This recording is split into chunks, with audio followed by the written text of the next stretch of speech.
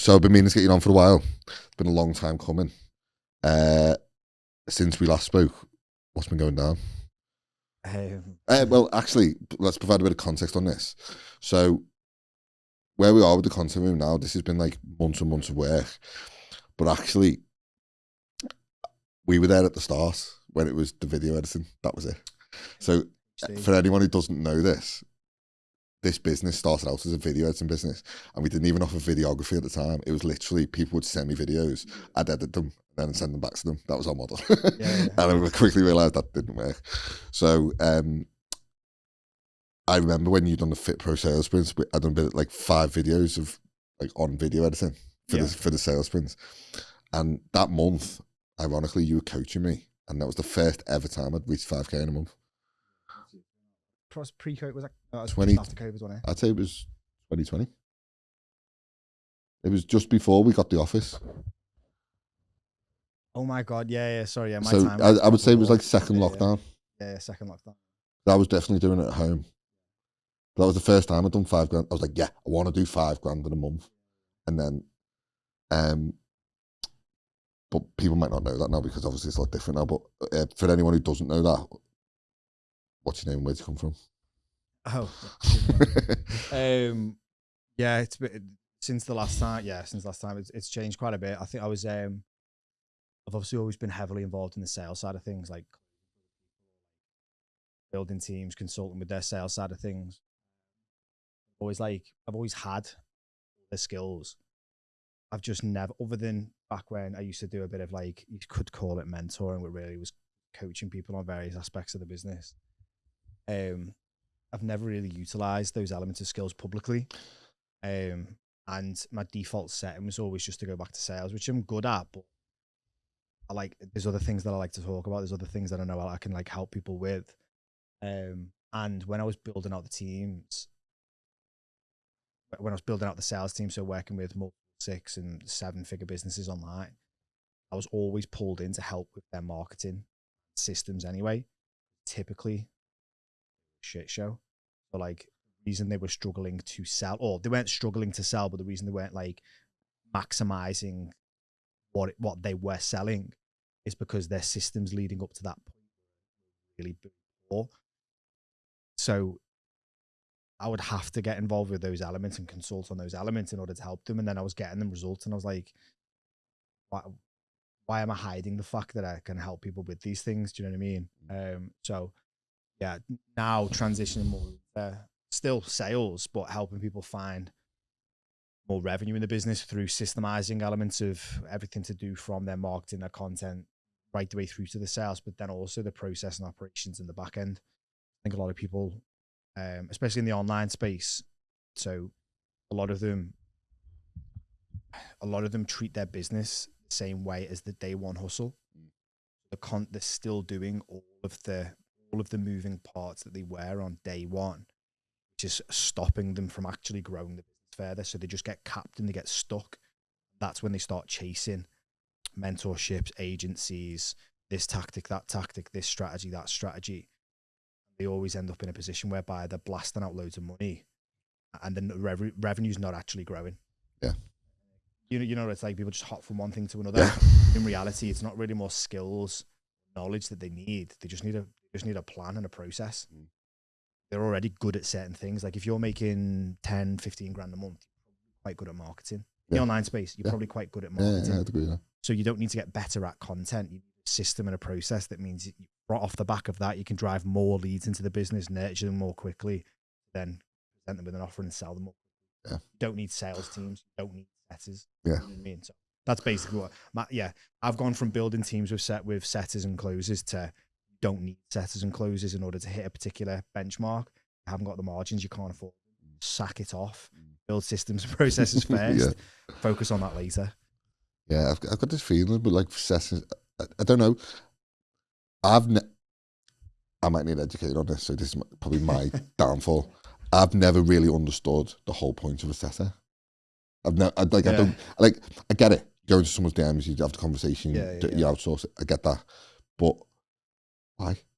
like if you're, let's say, right, take me as an example. I was an online coach, started doing something else. wanted to get to $5,000 a month. That was literally me and you when I started with you. And I could never imagine how an assessor to do, like, to get me to bridge that gap. Shit your pants, wouldn't you? I would absolutely fucking... So for a lot of them, the reason why is because it's the easiest sell in the world. So really, appointment setters and closers probably shouldn't be in the online fitness space anyway. The price points aren't high enough in order to hire the talent that's good enough to do those things, which is why they then go to foreign agencies, which are cheap, but then they don't speak English as a first language, is then why they struggle and why they burn their entire account and audience. Yeah. So typically they're mainly for businesses that book a high volume of a founder can't just, when they build to a certain position at a certain point, getting so many leads in, they can't spend all day and night in their DMs nurturing people to book. The natural next step is to hire someone to do that in your account, which makes sense. Typically, that's on like a $3,000, $4,000, $5,000, $10,000 plus product. Margin is there to do that. If you're selling fitness for like £700-800, what like a set is going to get what 5% plus an hourly rate?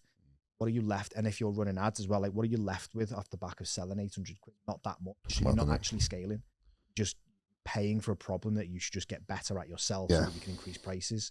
So they do have their place. I've worked with fitness businesses that are doing like $100,000 a month. They've got appointment setters, of course they do.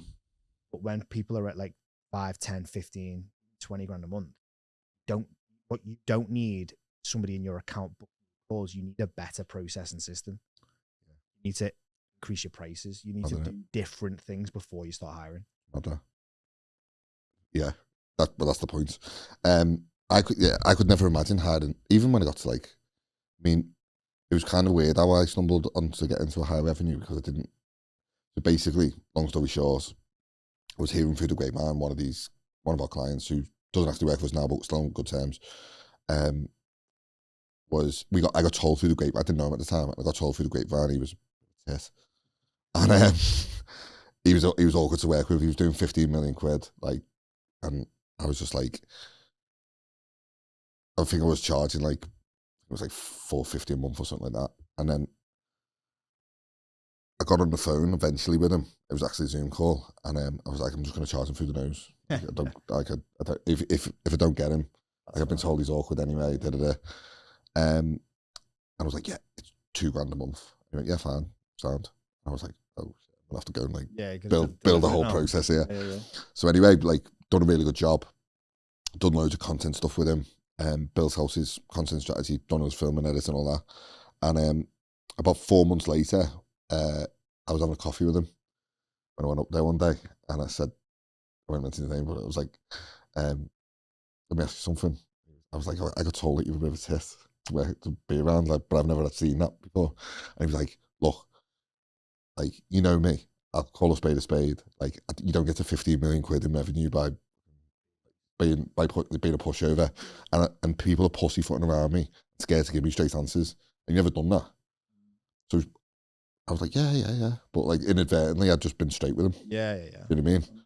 And I think just by being straight down the line and just not like bullshitting people, essentially, and being sound, actually worked. So inadvertently, we'd stumbled on charging 24 grand a year. And I was like, I could just do this. Like, give me the confidence actually to just go.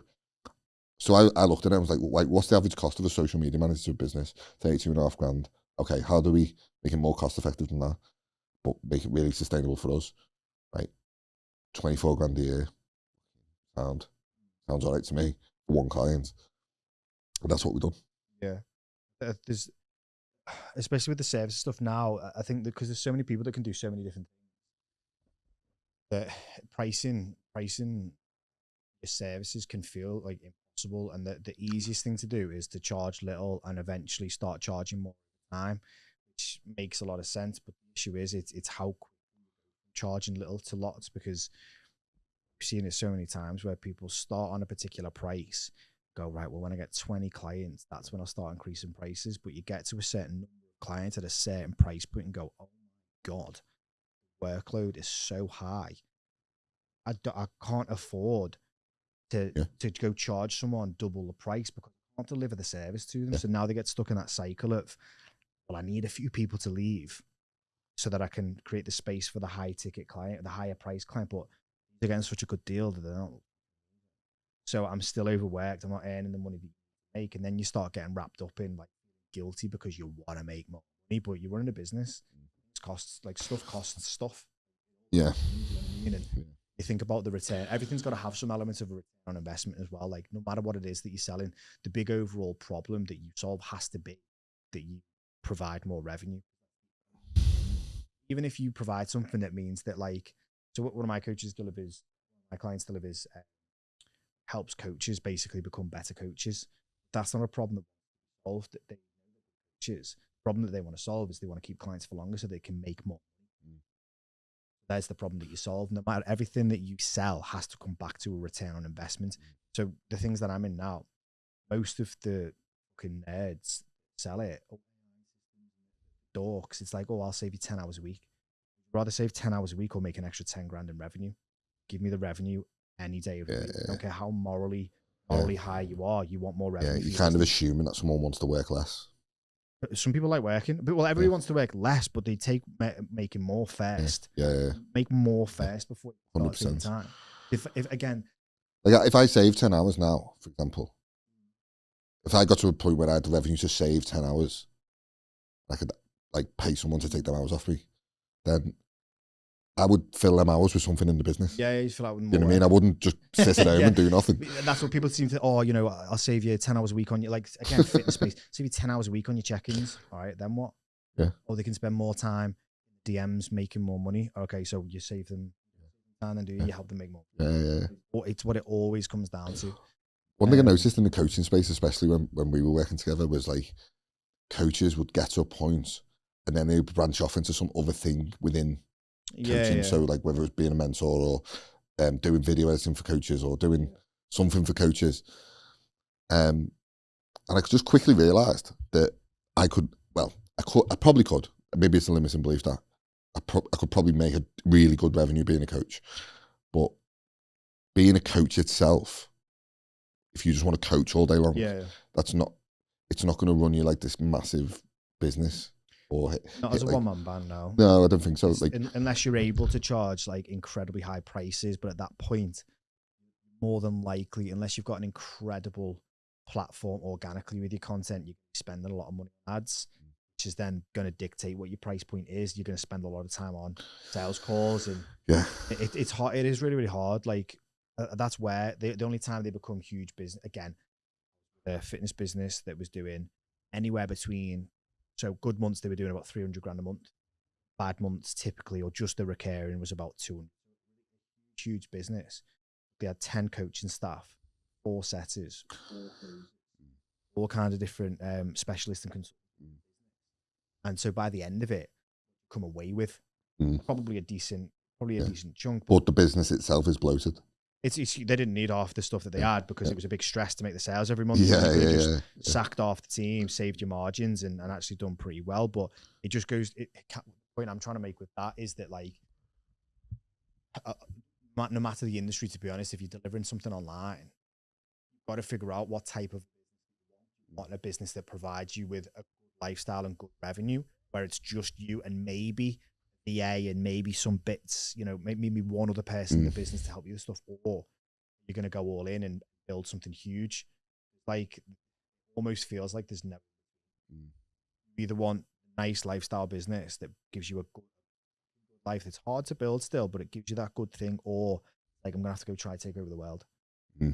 It's hard to find the middle ground because when you start bringing people in, you've got to start providing. It is tricky as well, I think, to like step away from like the actual thing that got you there in the first place. So stepping away from coaching for me was like quite tough. In the sense that I'd always been a coach. Got an identity attached to it. Yeah, and still people now, like 6 years later, still message me, are you still PTing? Or are you still coaching? Nope. But I struggle. That's why I always default back to sales. Like part of my identity is being that closer.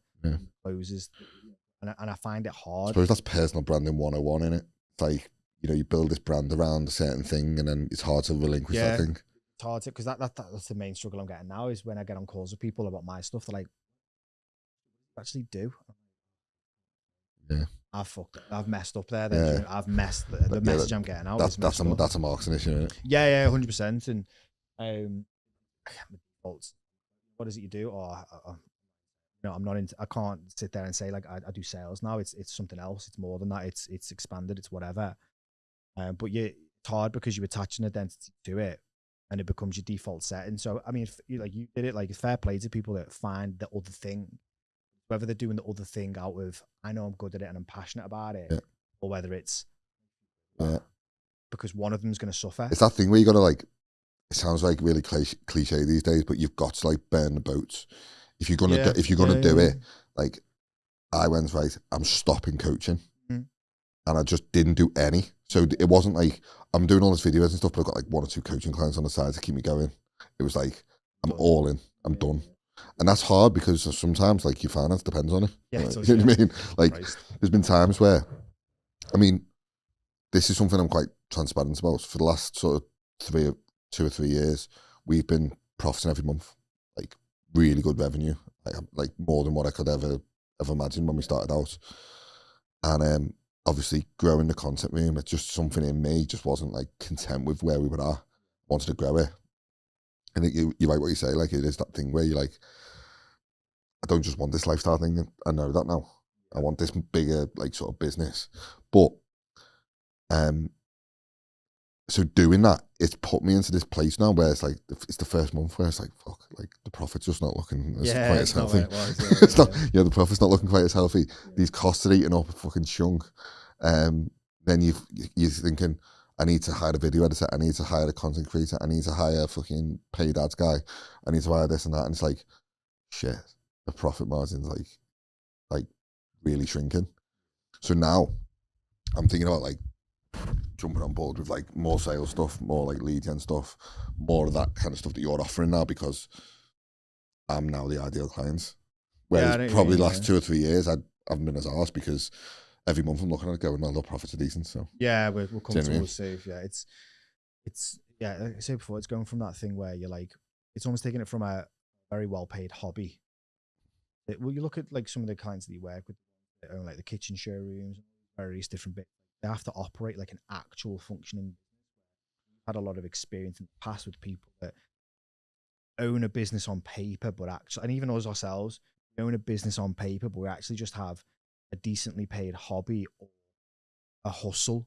It's a constant hustle. You know what I mean? Yeah. So it's having that kind of transition and a kind of a mindset of I either keep treating it like a hustle and a hobby or treat it like a business, and things have to change. Yeah.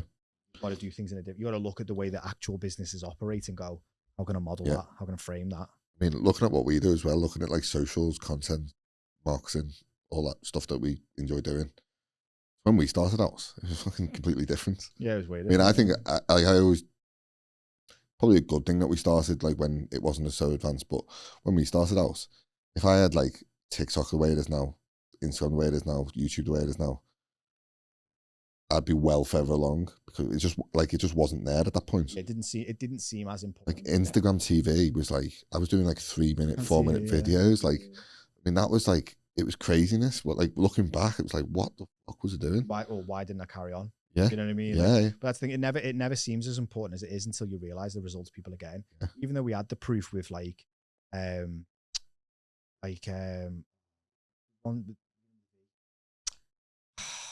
Vimeo. Vine. Jesus. Yeah. Like Vine, you had the evidence with Vine and Snapchat and people do big YouTubers. Well, Vine turned into Musical.ly, and then Musical.ly turned into TikTok. Let's say that it didn't seem as important, even though we were still consuming things at the time. But it didn't seem like something. Well, I suppose we weren't old enough to assume that it was just got a job, to make money. Whereas now it's also important. If you don't have a business, you probably should be making content. Yeah. But if you're an employee in a business, and a lot of businesses owners that we work with can't wrap their head around this, and it's a real sticking point for them. It's like, get your employees to make content. And their attitude is, well, if I get them to make content and they're really good, then these big corporate firms are going to come along and steal our stuff. And it's like, that's like saying you've got frigging Haaland in your team and you're not going to play him because some Real Madrid might come and buy him. It's like, it doesn't make any logical sense to me. But like getting your employees to build a personal brand and leverage that, builds relationships.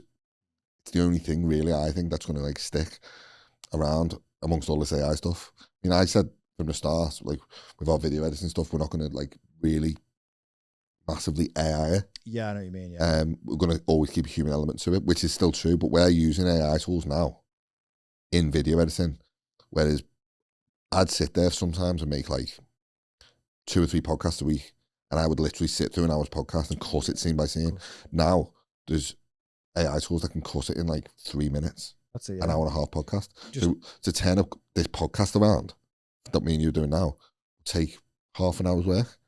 So I can now do 12 to 15 podcasts a week, whereas before I was doing 2 or 3. Yeah, that's mad.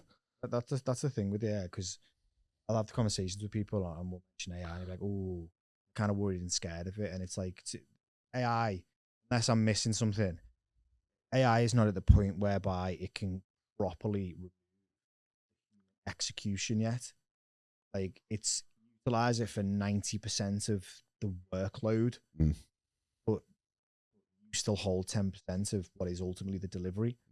Because again, you want to buy from you ring up the bank and you get an automated voicemail thing that you got to speak to. I don't know about you, but I get chest pains and I want to head through a window. Yeah. So like, I'm not gonna buy from something that sounds like, oh, get AI on you.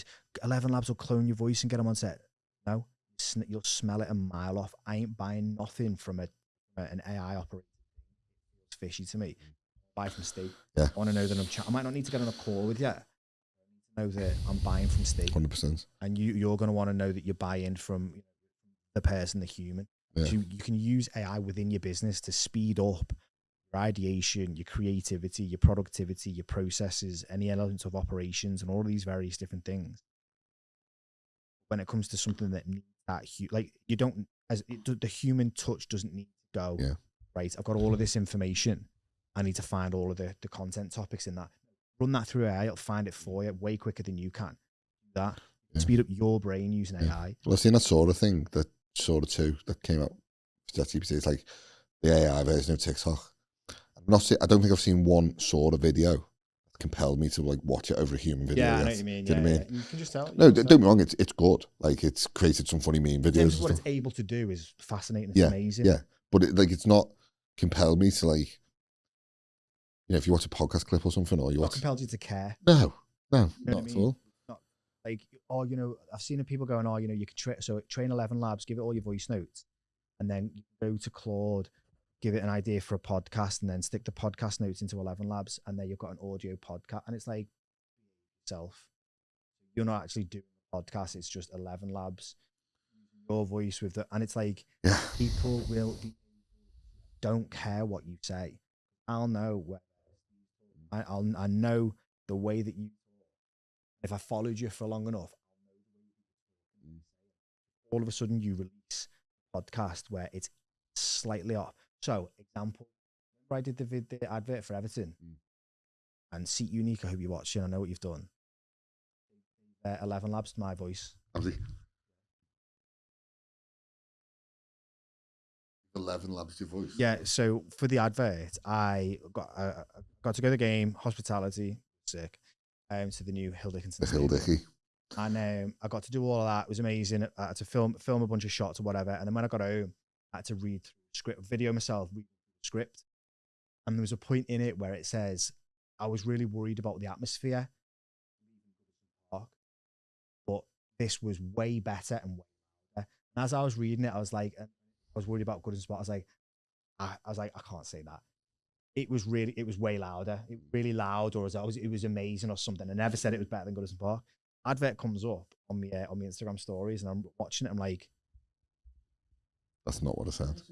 And then I showed it to Naomi, and she was like, ill when you film that. No, why? She was like, that doesn't sound like you. Yeah. The voice doesn't. I'll show you in a bit. The voice is slightly off, and I'm like, you can tell it's not my voice. Like, it's so weird. Remember the old Lacoste tracksuits? And the crocodile the on. teeth. Well, the teeth, for anyone who is old enough to remember Lacoste trackies, they had like 4 teeth as a crocodile, something like that. Yeah. And it was like, if it had like anything less or more than 4 teeth, then it was fake. Yeah. And it's the same with AI. Like, when you see the fingers on the videos, and the fingers are a bit Yeah, Do a little all bit weird. stuff. Yeah. Well, I made a bunch on Saw ages ago, and it was like, you know, two guys shaking hands, and it was like it'd come together, and it'd be like that. Yeah. And you're like, oh fucking hell, come on. Well, one thing it has done is it's going to flood social. So it's going to flood. Call it sloppy. Don't be sloppy when it comes to content, because we like you're seeing this all this AI slop coming out. Yeah. So I'm saying don't be sloppy because you're going to get this flood, this tidal wave of like this content coming out, and it's going to get more and more accurate, whether we like it or not. But one thing it's done that, and Instagram, TikTok, YouTube, they don't care about what content you put on as long as you're putting content on. Yeah. They just want more content. It's just thirsty for content. Now, because of that, the follow button, to me, become like somewhat irrelevant. What I mean by it's not irrelevant, but what I mean by that is, if someone chooses to follow you, back in the day, you would be guaranteed to see that person's content. Now you're not. So, in that sense, it's devalued, let's say, the follow button. And that's because of TikTok, because TikTok bought the For You page out and it said, right, okay, we think we can build a feed for you that you're more interested in than what you can build yourself. Yeah. That's mad, that, and then Instagram went, you're right. So they done it.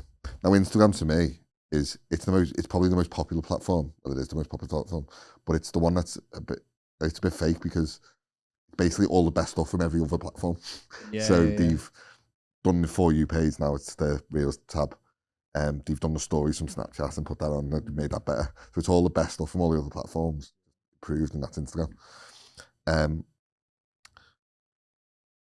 But the For You page worked.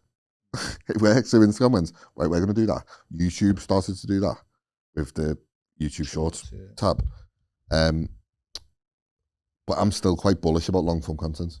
I'm still quite bullish about it, like, because you can watch a 2-hour Netflix film quite easily. So all this stuff about our attention spans are down. Yeah, maybe in some ways. If you're watching a 30-second sloppy video, then yeah. But if you're watching fucking Interstellar on Netflix, I mean, I think there's a big thing around so long form content, but making people can listen to, watch. You know, like there's a big influx of like, so YouTube especially, like, so some of the stuff that we build out with our clients is like YouTube videos, aka super highly edited. If you're value in teaching, just make it as basic and as simple as possible, but like make it so that people could just be doing something, because you know they've got the whole secondhand screen type of thing, but people generally do stuff as they're driving or if they're making dinner or whatever else. So like Daniel Priestley, all he does is him talking with a whiteboard and sitting like the Charlie there's a load of them anyway. Basically, you know, every time you click on a thumbnail, it's just him sat in his messy room, like with a microphone like this, talking to the camera, because you don't need to watch him, you can just listen as you're doing things. But the long form content side of things is that, like, with the way that COVID turned YouTube from a place where people kind of rarely sit down and watch a full, like, television. They get the app on the TV and watch Outdoor Boys for 2 hours going to Japan. Do you know what I mean? Like, that's what they do. Long form's always been the winner. It's continue again. The content creators that become the biggest on TikTok end up with a YouTube channel or a podcast because it's long form. It's the way to draw people in. If you take someone like, let's say, a reality TV star. I was watching, I don't actually watch many podcasts to be fair, but like you look at like sort of Peter Crouch, Wayne Rooney's getting into it now. You look at, what's his fucking name? Look at someone like the guys off Towie. I can't think of his name. Yeah. But they're going, right, okay, we can get 1 million views on an episode of Made in Chelsea or The Only Way is Essex or whatever, or Match of the Day. But we can go onto YouTube and own the media. Yeah. We own our own media. We don't have to go into any big contracts with companies. And we can just basically produce what we want. Yeah. Like, and we can have our own voice. And they own the media. So now they're making fucking thousands off YouTube. And all the while, that trickle-down effect to creators like us going, fucking hell, we can create podcasting here. We can create longer form YouTube videos that people are interested in. So I do agree that, like, if you're watching, 30-second sloppy videos, then yeah, 2 seconds is probably your attention span before you flick on. But if you're purposely going on to YouTube, and I think I don't see YouTube as a social media channel anymore. I see it as a click and watch platform. And what I mean by that is, you're not, if you're for long form especially, you have to click the video. Intentionally. So it's a decision making platform. The video you're watching has intention behind it. Yeah. I'm intentionally trying to watch the thing there. Yeah. And that's why, to me, a view on YouTube is more valuable than a view on Instagram. 10 times. Yeah. So if you can, it's harder and it's longer term, and it's like you're not going to be able to whip out like a 4-second video with a bit of text over the top. Like, again, not mentioning names, but let's say female personal brands do. Like, they do like 4-second videos, put a load of text over the top, and just bang out like 10 a day. You're not going to be able to do that on YouTube because it's going to take more. But if you've got the delayed gratification to actually build it up, YouTube's going to win every time because it's fucking huge. It's bigger than, was it more viewership than like ITV, BBC, Channel 4 combined? But if a lot of people hear that, so you'll hear about, like, again, so a lot of my clients, when they're like, right, we need to go on YouTube, they're like, because they automatically assume you the beast or the side, big, overly hype. Like, no, if you have a business, be on YouTube and use it as part of your funnel. Every video intentionally moves people through a process as part of their sales funnel. Yeah, it can be as simple as that, and that could be you sat in front of a desk, kitchen, doesn't matter, talking about the subjects that you're an expert on. Literally 10, 15, 20 minutes, and then it can be very, very simple. Literally. Because if, again, personal brand on Instagram and have people consume your 60-second reels where you're talking like this to get your point across to say, you know, and then follow me, or you can sit on YouTube, dive deeper into the things that somebody's intentionally come to watch, and then drive them through.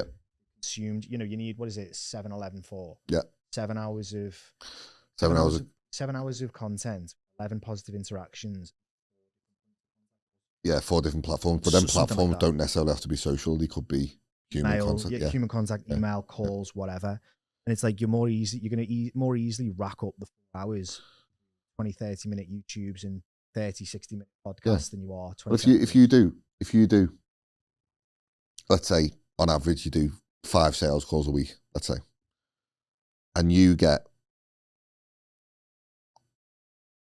an average of 15 objections or 15 potential ways that people wouldn't buy off you. That means you got, I say this to clients, record it, make a note of all these things, make a 15-minute YouTube on that specific thing, because every objection that you have, and everyone will get an objection at some point, make a video on that thing, and then when that objection comes up, you've got a YouTube video to direct them to. Done. Or you've handled the objections for most people.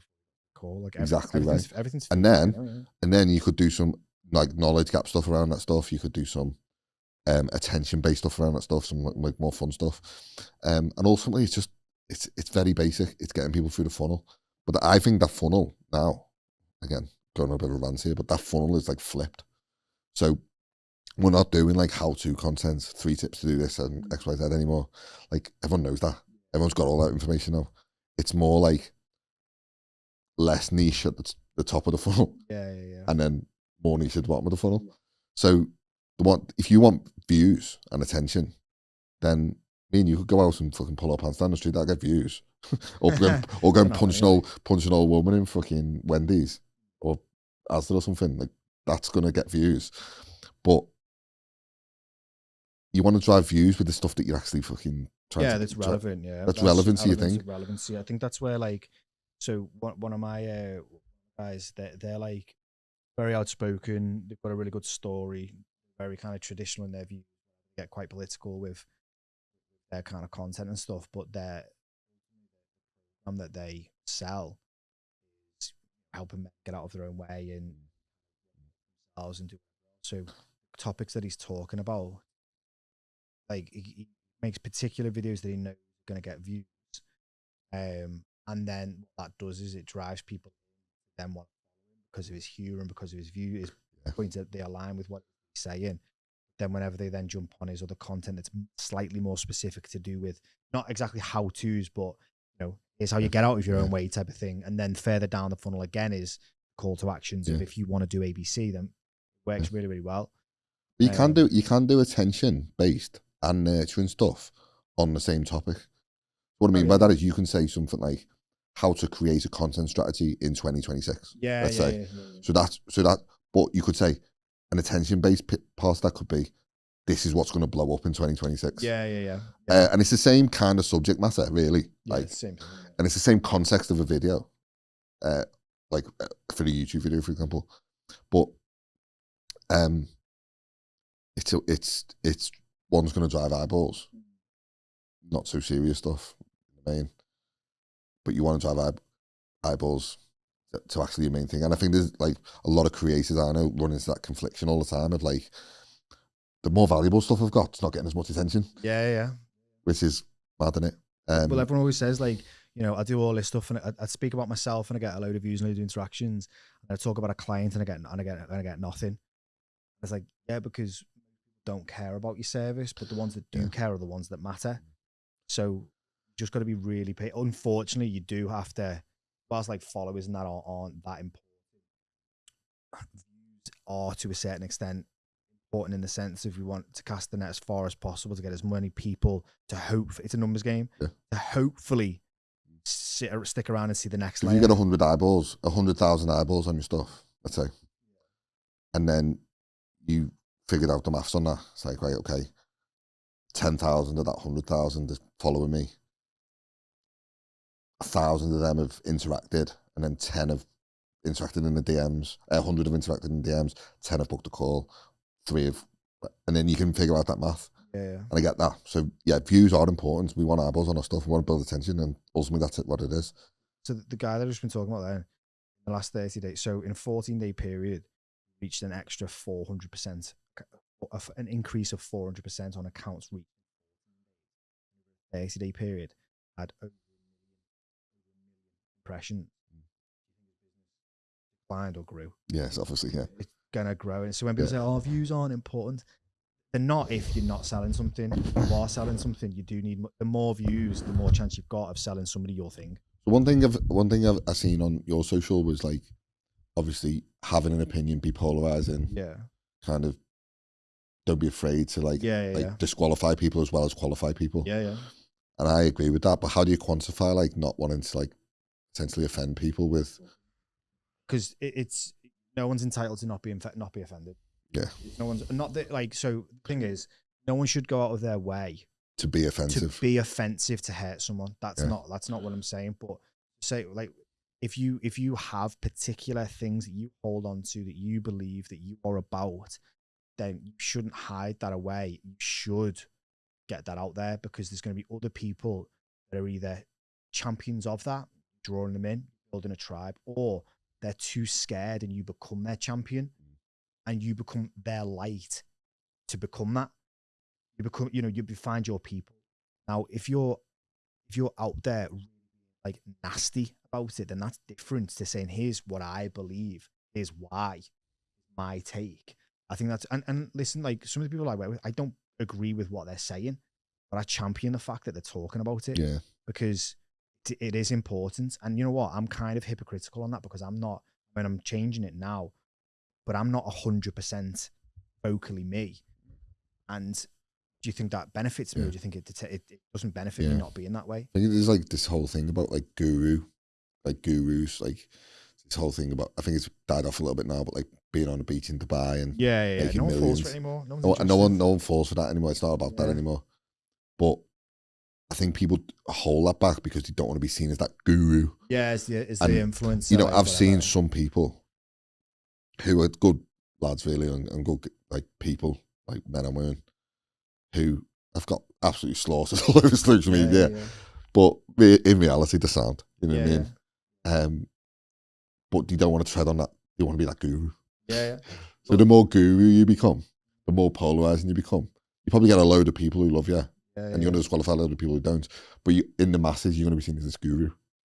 It's one of them. There's like the whole polarizing thing is like some people try and force it, and you can tell if they're not authentically polarizing. Like if they just bore it, then it comes across and you can tell. Yeah. But it's like so again, I use the same guy. One of his posts, I'm not going to say what one of his other posts were. One of them was about racism, and the title was because he's He's Muslim. He's from Stoke. You know, people think a certain thing about him. People think he's quite thick. But you would assume it. Yeah. And there's a reason why I say that. I've spoken to him about it hundreds of times. But he's incredibly articulate at getting his points across, and he can talk in very good storytelling. Yeah. And one of his videos was around go back to where you come from. And straight away, that was just like, oh yeah, where are you going with? But the video was absolutely incredible. Yeah. And you had people in the comments giving him all kinds of abuse, brown, and then all kinds of people going, this is exactly what I needed to hear. And then he had another post where it was about like, remember when racism was funny? When racism was in the sense of back when we were all kids, it didn't matter kind of what colour you were and background you were. You all just got on and dug each other out and, you know, laughed about things and did whatever. But now, and it makes people really uncomfortable. You might even be uncomfortable with the fact that I'm talking about it right now because, you know, I'm white, he's brown, he's talking about all those things. But it's like, why can't you talk about those things? You're not offending anybody. You're having a conversation. I think there's definitely something about like the political climate. I mean, you look at this week, for example. Well, he smashes it because he uses those. But this is the thing, right? So you look at like even like high level, like the BBC this week have like basically doctored the Donald Trump video.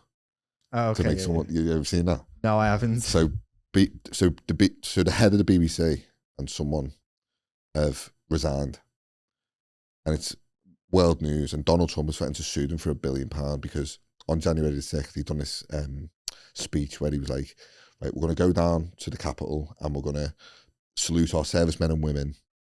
He'd done this dead inspirational speech anyway. Yeah. Very non-offensive, and he doctored the video. And it was like, we're going to go down there and we're going to fight and we're going to do this and that. And he broadcast it on Panorama. And he's suing them for £1 billion. And the whole of the BBC's like basically been disrupted this week. Side note, if you think that creators are going to be the problem, AI and it isn't. It's going to be the institutions. Yeah. They're the problem. Well, I think the future of all business and media is creator-led. And what I mean by that is truth-led. You mean truth? Yeah, like it's creator-led in the sense that, you know, let's say we're talking about like a polarizing topic, like that guy, polarizing topic. He's got negative comments, got positive comments, polarizing. He can go on his platform and he can address them issues. Yeah.